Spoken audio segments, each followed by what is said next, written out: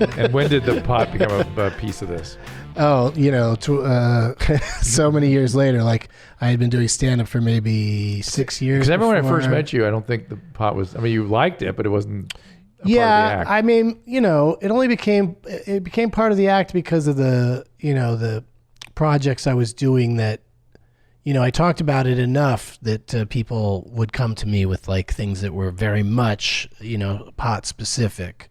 And, at first I just sort of skated on being a guy who, some of his act's about pot. And it still is only some of my act. But fortunately, my fans seem to understand, because I have Doug Loves Movies and Dining with Doug and Karen. Yeah, let's push the podcast right now. What are they?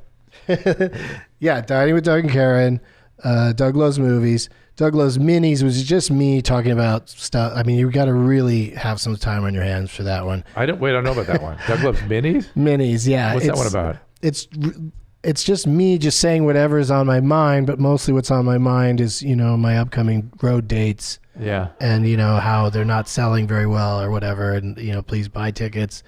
And then sometimes I'll play games with audience members at my stand-up shows that I'll just record on my phone and I'll throw those on there so people can hear how difficult it is are you good under the pressure of a game show situation?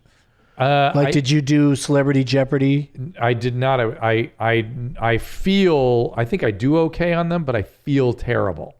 Like I did, Are You Smarter Than a Fifth Grader? Uh-huh. And I felt like, I'm going to screw this up. Right. Because it's tense. At one point they go, the quotient of 9 and 3, and I go, quotient. I know what quotient is. What's a quotient? Well, goddamn, what's a quotient? You start questioning everything. Yeah. It's like, it's literally like walk in a straight line, unless you put that line, 30 feet up and you're now balancing. It's that kind of feeling. But anyway, But I feel like what you know. Yeah. But anxiety, nerves will make you forget way faster than being high would. I block, or even drunk for that matter. I have a blocking thing too. When I get nervous, I block, which is the worst. Worst. Yeah. That's what happens. People just sort of shut down. Yeah. And naturally, why'd you bring that up? Get older and yes, less, responsive. Well, because I'm constantly measuring my own. Memory abilities. Yes. I'm always proud of myself. That I'm in 3-4 different hotels, every weekend, and I always remember the room numbers, and I don't know how I do it. I don't have any kind of system. I check in, they go, "This is your room number." I go to it, and then the rest of the time I'm there, I know which room I'm in. I don't know how it happens. It turns out that's called memory, Doug. It turns out that as you age, you don't lose that kind of memory so much. You lose something called working memory, which is sort of the ability to hold thoughts in mind while you're doing something else. Oh, yeah. Yeah, you notice that going away? Yeah, but that's, people are losing that just by virtue of... Aging. Right, but also I think, generation after generation is going to have less and less attention because of... That's attentional. You may be onto something. With the cell phones. And stuff, yeah. But yes. Wait, we left Doug Loves Minis. Yeah, there's 4 of them right now. Dining with Doug and Karen's a food show where we basically just show up in a restaurant, eat their food, talk about it, and don't pay for it. It's a total scam. Oh, it's the greatest.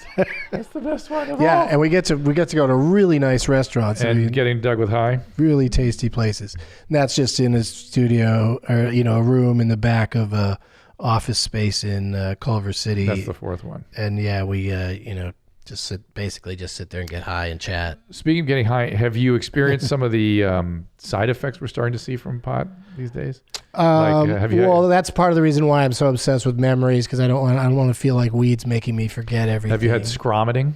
No, what's that? Scromining, which they've dropped that term a little bit, but I think it's very descriptive. Screaming and vomiting at the same time. Whoa! There's there's this sort of intractable vomiting syndrome from pot that they've been seeing a lot of in the emergency rooms. Really? And the only thing that corrects it is a hot shower and people actually getting burned. Hey, it's cannabinoid hyperemesis, scromiting. So the vomiting is so intense people start screaming while they're vomiting. And people are getting burned. They're getting burned. They're sitting in showers that are so hot because it makes them feel a little better and it stops the vomiting. We have no idea what it is. I have no idea why the hot water makes it better. We don't know why the screaming. I think the screaming is just the intensity of the vomiting. But nice. Well, how come you're not afraid that's going to happen to you if you gotta smoke a lot. again? You got to smoke a lot for that. It's people that are like, maybe taking like bong rips when they're not used to it or something? No. It's actually people that are smoking quite used to it, and, like yourself, and all of a sudden they're fine, and then all of a sudden they just turn a corner and then have that problem. Happens, yeah, and we don't know why. An increase. I'm reading the website now. Where's that? An increase in documented cases of people screaming while vomiting is linked to chronic heavy marijuana use. There it is. Wow. I've been saying that it's mostly true on Snoops. Yeah. No, I know it's true. We see it. Yeah, mostly. I guess I'm just not You're lucky. Heavy enough. You haven't had... No, I don't think it's that. Well, heavy marijuana use, I'm saying I just don't, maybe my daily regimen isn't what they're talking about. Maybe these people it's not about volume. Hit it really hard. No, it doesn't. It's people who all of a sudden they get this reaction. It's weird. I mean, it's clearly heavy, but it's not extremely heavy users. Do these people stop or do they keep going hoping that's not going to happen again? They go back to it. Wow. Very few people stop permanently. I think I would straight up stop if that happened to me. How much are you using every day now?